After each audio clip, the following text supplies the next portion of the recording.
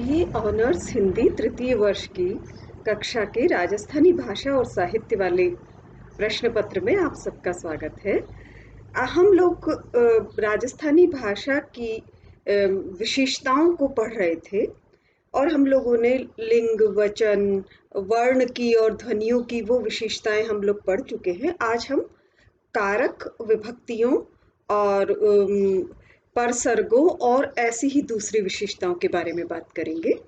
हम लोग जानते हैं कि आधुनिक भारतीय भाषाओं का व्याकरण संस्कृत के व्याकरण पर आधारित है, लेकिन फिर भी उससे कुछ अलग है। संस्कृत में 6 कारक माने जाते हैं।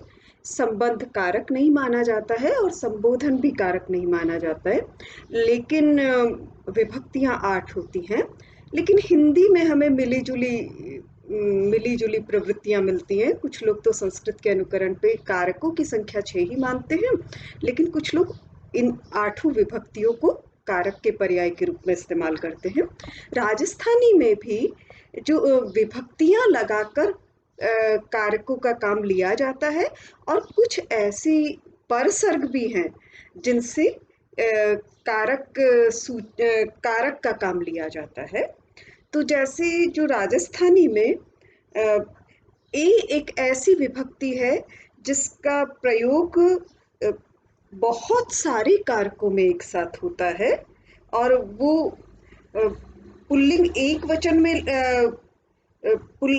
ऐसा है कि संबोधन को छोड़कर पुल्लिंग एक वचन में लगभग सारी कारकों में वो लगती है और बहुवचन में इसका रूप कुछ बदल जाता है, लेकिन फिर भी ये विभक्ति ऐसी है जो सभी कारकों में काम आती है।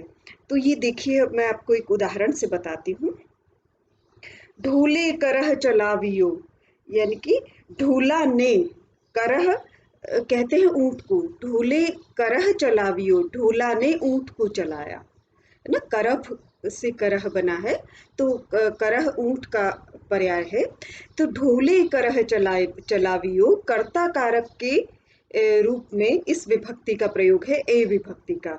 और जैसे यही कर्म कारक के रूप में भी काम आएगी, जैसे हाथी घोड़ाए मारियो, यानी कि हाथी ने घोड़े को मारा, तो कर्म के रूप में भी ए विभक्ति काम आएगी। और अब तीसरी विभक्ति करण के रूप में देखिए, सुता रुका टूका हुओ, यानी कि बेटा तलवारों से, सुता रूका टूका हुओ, बेटा तलवारों से टुकड़े टुकड़े हो गया। रूका या तलवारों से, करण कारक में भी ये क्योंकि यहाँ बहुवचन है तलवारों से, इसलिए आ रूप आ गया, लेकिन वही विभक्ति है। हाँ, एक वचन के रूप में मैं अभी आपको, रुके निर्दलिया रवद, यानी कि तलवार से, रुके यानी तलवार से किसी को मारा, दुश्मन को मारा ना। तो ये जो है ए विभक्ति संप्रदान में भी काम आती है। जैसे कलह करे मत कामणी, घोड़े घी देता हूं, कि हे सुंदर स्त्री कामिनी, घोड़े को घी देते समय कलह मत कर। ये भी एक अज्ञात कवि की रचना है। तो घोड़े के लिए, तो ये संप्रदान कारक में भी ए विभक्ति आई है। और इसी तरह से जब ये बहुवचन में आएगा तो आ हो जाएगा ए की बजाय, लेकिन विभक्ति एक ही रहती है सारे कारकों में। अपादान कारक में कारक का देखते हैं। बहुवचन का लें तो तात विदेशा आवियो, कि पिता विदेशों से आया। नाखे हिये निसास, हृदय से निश्वास डाला, तो ये भी अपादान कारक है।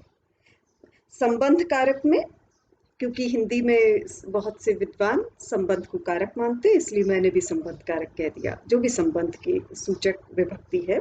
ढोले मन आनंद भयो, मारू तणे अछाह, यानी कि ये जो तणे है ये संबंध सूचक विभक्ति है। संबंध सूचक परसर्ग के रूप में काम आता है। भव टालिए भवाह, भव कीजे भागीरथी, यानी कि तूने जन्म जन्मांतरों का भव टालिए भवाह, भव कीजे भागीरथी, गंगा की प्रार्थना है कि हे गंगा, तूने जन्म जन्मांतरों के आवागमन को टाल दिया है सारे संसार का, मेरा भी कल्याण करो। तो इस तरह से ये विभक्तियां कुछ काम आती हैं, एक जैसी विभक्तियां कई सारे कारकों में काम आती हैं। अधिकरण का भी एक उदाहरण मैं आपको बता देती हूँ, जो मोतीलाल मेनारिया जी ने अपनी पुस्तक में बताया है। कंत घरे किम आविया, कि घरे यहाँ अधिकरण कारक की पति हे कंत घर पर क्यों आए, ये सूरीमल मिशन का है। कंत घरे किम आविया, घर में क्यों आए। पीछोले पानी पिया, तालाब में पानी पी करके। तो ये सब जो विभक्तियां हैं, ये संबोधन में विभक्ति है वो, ये ए विभक्ति संबोधन में नहीं है, बाकी सब जगह लगभग वही ए विभक्ति चलती है राजस्थानी में। लेकिन केवल ये ए और आ विभक्ति यही नहीं है, इसके अलावा कई परसर्ग काम में आते हैं। राजस्थानी भी एक आधुनिक भारतीय भाषा है और इसमें भी वियोगात्मक प्रवृत्ति प्रमुख है, इसलिए परसर्गों का यहाँ भी बहुत प्रयोग होता है। तो मैं आपको कुछ परसर्गों के उदाहरण जो मेनारिया जी ने दिए हैं वो मैं बताती हूँ। कर्म कारक के लिए नए और प्रति परसर्ग काम में लिए जाते हैं। करण कारक के लिए करी और सू, संप्रदान के लिए ने और प्रति, अपादान के लिए कने थी हुत हुता हुती, संबंध कारक के लिए रा री रे, चाची चे, केरी केरा केरो, तना तणी तणो। तो ये आप रारी रे से आप सब परिचित है। चाचीचे मराठी में भी चलता है, इसमें राजस्थानी में भी जो पुराना काव्य है, चारण लोगों का काव्य है या दूसरा भी काव्य, वहां भी मराठी विभक्तियां आती हैं। लेकिन तना तणी तणो ये जो है, ये संबंध सूचक परसर्ग, ये राजस्थानी की अपनी विशेषता है। और केरा केरी केरो ये भी काव्य में बहुत काम आता है। हम राजिया रदुहा और जब हाला झाला पढ़ेंगे तो आप देखिएगा। तो मैं आपको सिर्फ एक एक उदाहरण सारे कारकों से बता देती हूँ। धूम कुंवर ने मारियो, चौपड़ पासा चोल, यानी कि धूम कुंवर को चौपड़ के और पासों के खेल में मार दिया। ने यानी कि कर्म कारक के रूप में ने आया है। अब करण कारक के रूप में मुख करी कीसु कही जे माहव, मुख यानी कि मुख से कहना। तो इसमें करी जो विभक्ति है वो करण कारक के रूप में आई है। संप्रदान के लिए भी नए काम आता है। महारुद्र ने सिर पर पेश करा, ने यहाँ के लिए के अर्थ में है। अपादान कारक के रूप में सिर्फ एक परसर्ग बताती हूँ मैं। इंद्र मांगे जिन कने दक्षिणा, यानी कि इंद्र जिनसे दक्षिणा मांगता है। आपको पता है कि से दोनों में प्रयुक्त होता है, करण कारक में भी और अपादान में भी, लेकिन अपादान में वो दूर हटने के अर्थ में आता है। तो दक्षिणा मांगने से वो दक्षिणा के पैसे उनसे अलग हो रहे हैं, इसलिए इंद्र जिनसे दक्षिणा मांगता है। इंद्र मांगे जिन कने दक्षिणा, कि जिनसे दक्षिणा मांगता है, तो ये राजा की प्रशस्ति है। तो इसमें दक्षिणा में पैसा दूर हो रहा है, इसलिए यहाँ अपादान कारक है। इसी तरह से संबंध कारक में रा री रे तो इतना कॉमन है कि फिर भी मैं उसका एक उदाहरण बता देती हूँ। महाराज आजरी वेढ़रा घणी धनी राठौड़, तो ये है कि लड़ाई के स्वामी, तो वेढ़रा, तो ये रा री रे उस अर्थ में आया है। लेकिन ढोला मारू का एक बहुत सुंदर पंक्ति है, वो डूंगर केरा वाहड़ा ओछा केरा नेह, बहता बहे उतावड़ा झटक दिखावे छेह। ये जो सज्जन पुरुष हैं और जो दुर्जन लोग हैं, ओछे यानी कि कम बुद्धि वाले और छोटे हृदय वाले लोग हैं, और बड़े हृदय वाले लोग, उनका अंतर बताया है कि जैसे पहाड़ी नालों की तरह छोटे हृदय वालों का प्रेम जल्दी से उत्पन्न होता है और जल्दी से खत्म भी हो जाता है, लेकिन सज्जन पुरुषों का इससे विपरीत होता है। अब एक अधिकरण कारक का ले लेते हैं उदाहरण। फिर हम कारकों को समाप्त करते हैं, क्योंकि आप लोगों की जो सिलेबस में जितना सा है उतने के लिए इतना काफ़ी होगा। ऋण नह भीनी रुधिर सूं, मद सूं गोठ मझार, मझार उसके मध्य में, उसके बीच में, यानी कि ये अधिकरण कारक के रूप में आया है। बाहर था जे उगरे भीगा माझ घरेह, यहाँ माझ भी अधिकरण कारक के परसर्ग के रूप में आया है। मधी, माझ, मझार ये सब अधिकरण कारक के परसर्ग के रूप में राजस्थानी में इस्तेमाल होते हैं। राजस्थानी के कुछ ऐसे सर्वनाम हैं जो बहुत से तो अपभ्रंश के सर्वनामों से मिलते जुलते हैं, और एक विशेषता ये है जो संस्कृत के सर्वनामों से अलग है राजस्थानी में और हिंदी के सर्वनामों की तरह है, वो ये है कि लिंग के कारण सर्वनाम नहीं बदलते। संस्कृत में बदल जाते हैं लेकिन हिंदी में नहीं बदलते हैं, राजस्थानी में भी नहीं बदलते हैं। तो जैसे लेकिन हाँ, वचन के साथ तो बदलते हैं लेकिन लिंग के साथ नहीं बदलते हैं। तो मैं कुछ सर्वनाम सुनाती हूँ। कर्ता के लिए हूँ मैं, तो ये मीरा भी कहती है कि मीरा का कौन सा भी राणा जी थे जहर दियो में जानी, मैं, मैं जो है वो मुझ के मेरे लिए काम आता है, ये कर्ता कारक का सर्वनाम है। मैं जान गई कि तुमने मुझे जहर दिया, देने की कोशिश की है। इसी तरह से कर्म कारक के रूप में मुंह हूँ मुंह अहम, लेकिन हाँ, मुंह हूँ और मैं का बहुवचन होगा मैं, और मुंह हूँ मुझ अहम का बहुवचन होगा महा। तो राजस्थानी में जो बहुवचन है उसमें आकारांत प्रमुख है, संज्ञा शब्दों में भी और सर्वनाम में भी। लेकिन एक राजस्थानी की सारी बोलियों में सर्वनाम अलग अलग है। जैसे बहुवचन में थे शब्द काम आता है, बहुत सी बोलियों में, बहुत सी बोलियों में नहीं आता है। तो ये बहुत अंतर है सर्वनामों में, और सर्वनामों का अंतर किसी भाषा की विशिष्टता को बताता है, बोली की विशिष्टता को बताता है। तो जैसे तू, तू, ते, ये एक वचन सूचक है, लेकिन थे बहुवचन सूचक है, और था बहुवचन सूचक है। आदर, आदर के रूप अर्थ में भी ये प्रयुक्त में होता है। और इसी तरह से संबंध कारक वाला एक सर्वनाम मैं आपको बताती हूँ। ये जो, जिको, जिका, जे, जिण, और जिस, जिणरा, जिणरो, इसमें भी बहुत सारे रूप हैं। राजस्थानी की एक ये सुंदरता यही है कि सर्वनाम के भी इतने रूप हैं, जबकि लिंग के अनुसार बदल नहीं रहे हैं सर्वनाम, फिर भी इतने रूप है। संस्कृत में बहुत रूप है सर्वनामों के, क्योंकि वहाँ लिंग के अनुसार अलग अलग रूप चलते हैं, वहाँ द्विवचन भी चलते हैं। राजस्थानी में द्विवचन नहीं है तब भी इतने सारे रूप हैं, क्योंकि ये बोलियों की विविधता है, प्रयोग से विविधता आई है। तो राजस्थानी का जब भी मानकीकरण होगा तो मुझे लगता है कि एक या दो सर्वनाम रूप किसी एक कारक के लिए, किसी एक विभक्ति के लिए उपयुक्त नहीं रहेंगे। मुझे लगता है कि एक से ज्यादा रूपों को भी रखना पड़ेगा। तो प्रश्नवाचक सर्वनाम कुण, कूण, किणने, कीरा, किणरा, ये खूब सारे रूप हैं। किणा, बहुवचन करेंगे तो कीने, कणाने, किणारा, किणा, बहुत सारे रूप प्रश्नवाचक सर्वनाम के रूप में भी चलते हैं।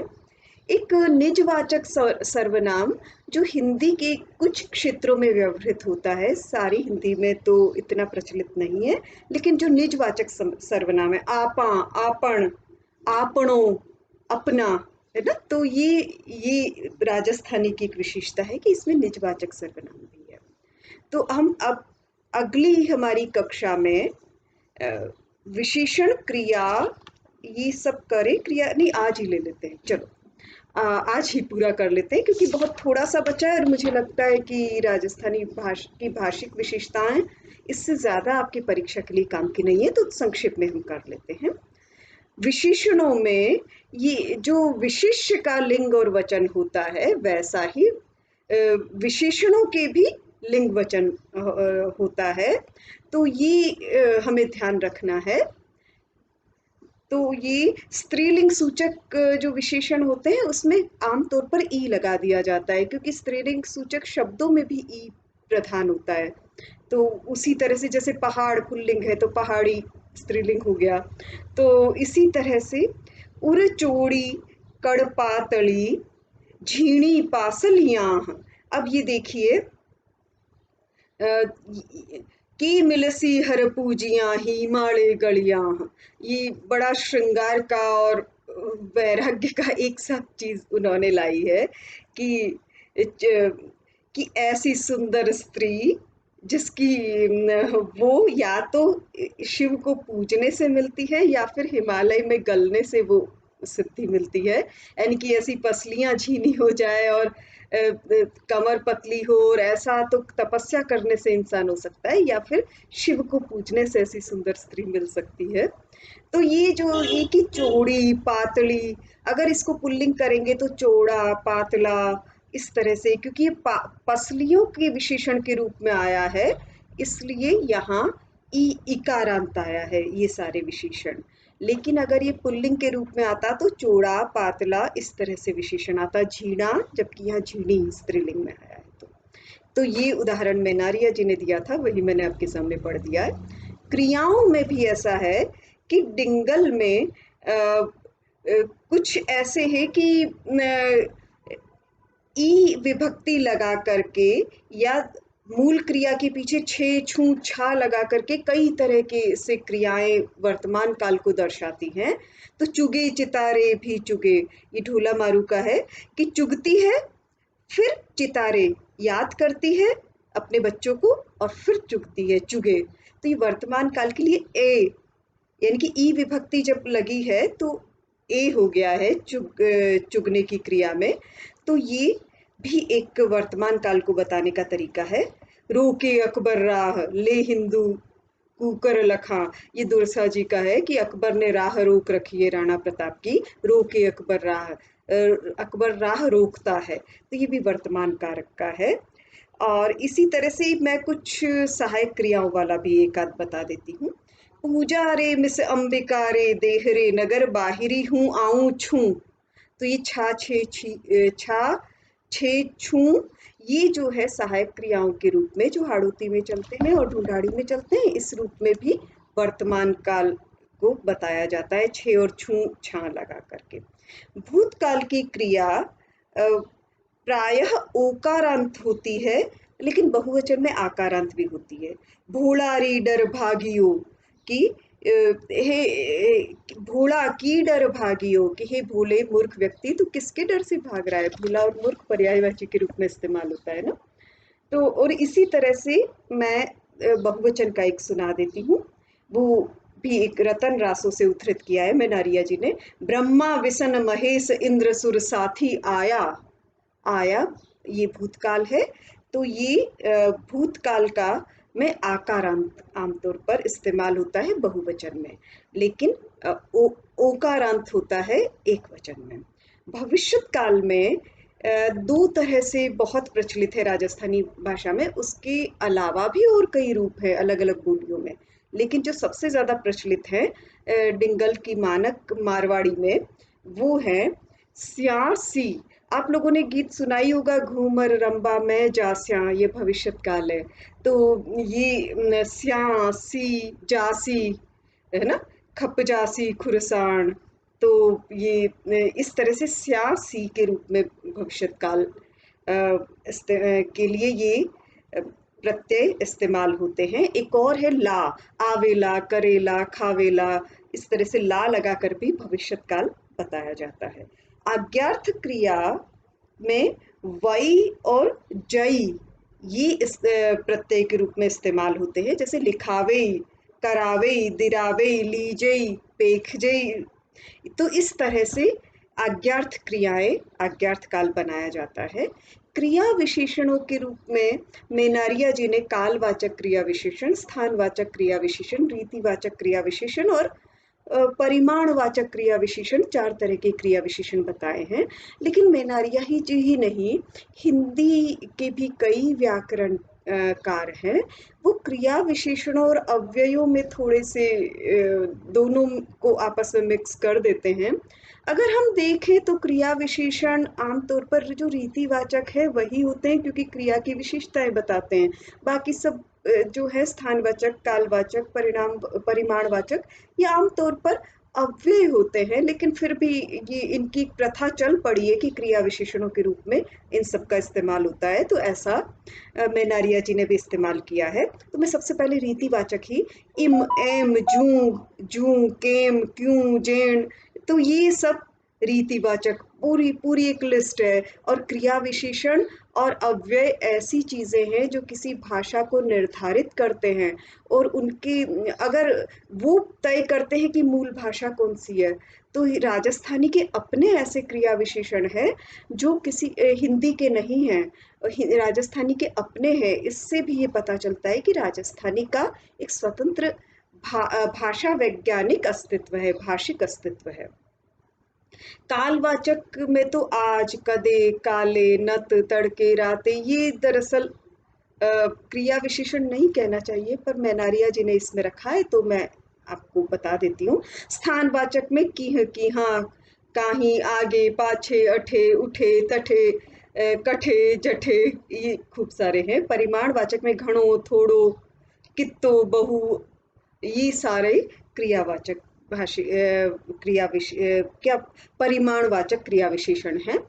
तो ये मोटे तौर पर राजस्थानी की भाषिक विशेषताएं हमने पिछली कक्षाओं में और इस कक्षा में पढ़ी।